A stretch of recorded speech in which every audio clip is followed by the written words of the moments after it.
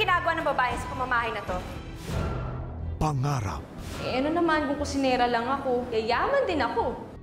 Hindi nakakaganda ang pagiging nega. Pinaghirapan ko kung nasaan man ako ngayon. I deserve more credit. Pamilya. I want to prove, Mommy, na hindi siya nagkamali ng pagkukup sa akin. Simula ngayon, welcome ka na sa bahay ko. Hulog po talaga kayo, Nanda. You are a blessing to me. At pag-ibig.